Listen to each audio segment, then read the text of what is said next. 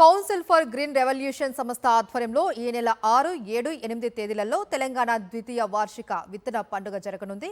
రంగారెడ్డి జిల్లా కడ్తాల్ మండలం అన్మాస్పల్లి గ్రామంలోని ద ఎర్త్ సెంటర్లో ఈ విత్తన పండుగ జరగనుంది. ఈ కార్యక్రమానికి ముఖ్య అతిథిగా వ్యవసాయ శాఖ మంత్రి తుమ్మల నాగేశ్వరరావు హాజరు కానున్నారు.